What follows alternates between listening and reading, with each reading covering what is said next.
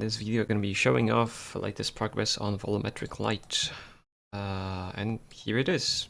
It's functioning, it's working, and I think it's lovely. It's not tweaked by any means to anything that looks like anything super great, but check this out. There's a lot of like shadowy areas and light areas that actually takes off. And it looks great, and it's easy to control, and it works for a top-down game too, which is awesome. And then renders correctly with all the transparencies that we've got in the game, which is even better. Yeah, and not much else to say, but I'm gonna walk everyone through what this can do. So, I only implemented that on one level. I've not done any profiling whatsoever, although my performance is near identical to not having the fog at all. We can obviously even switch it off on low-end PCs or whatnot. Tons of options, and there are also quality settings available. So let's go into the scene view. Currently, my setup is a little bit of a mess, but it does work acceptable. Just flip off notifications here. Alright, so the way it goes is that you've got the global volume settings, and we can make this fog really thick, like so. Perfect. Now we can't even see units. Exactly what we wanted to do. We can also change the color influence, so the fog can actually have its own color. We can have noise that travels around, and it can be tweaked as well.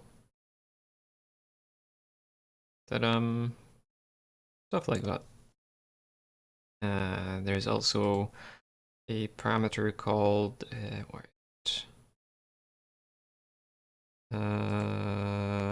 anisotropy, which essentially defines how light travels through the fog. It's a known parameter for anything volume related. You can have something that's really powdery, or you can have something that is a bit like steam, which has a lot of droplets inside of it and thus reflects more light. Next thing is, in terms of control over the thing, the workflow is that you define the global volume that is just defined for the whole level. Then you define a bunch of those boxes, density masks. So here I just defined a really tall box that essentially excludes fog from the gameplay area. You can literally just scale the box up and down. Then you can have density multiplier on top of it. I just set it to 0, so there's no fog in the gameplay area. The blend distance, which is just softening up this edge. You can have multiple boxes as well, just to make this whole thing seem a bit more natural.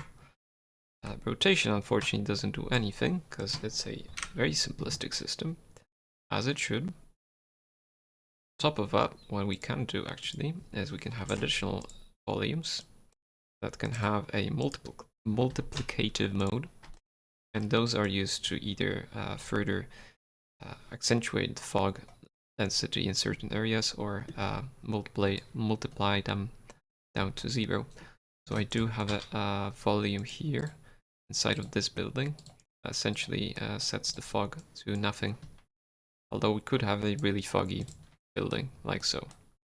Can't even see inside, which is actually quite cool. Maybe we can use it for something.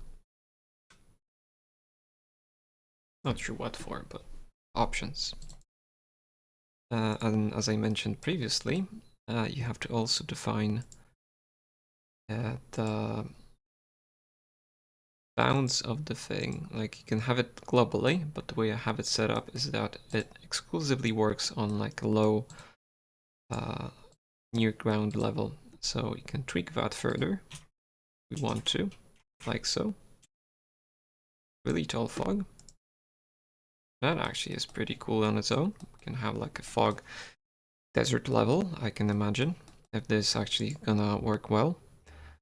Performance is almost the same. Doesn't matter which height is it. It's rendering the whole thing anyway. Yeah, and I think it's awesome. So the next step here is that we're gonna evaluate this thing even further. I believe we shouldn't be shipping this to main before we include some quality settings in the main menu options. because I believe for all low-end devices we may want to reduce the quality of those volumes, or even have an option to flip them off, which would look quite funny. But hey, if you want to play the game, you don't probably care about the fog if you're playing on a really old PC or a laptop. And some options that I have not shown that exist actually is self-shadowing as well, which gives a bit of a nicer fall off and stuff like that. We can also use additional lights. We can override stuff for specific light types. There is also temporal aliasing, which improves the quality quite a lot. So tons of options in terms of quality and performance here. But just want to show it off, give you a glimpse of the future. I think we can merge into main if nothing ugly is gonna pop in, because that just integrates really nicely. So yeah, see ya.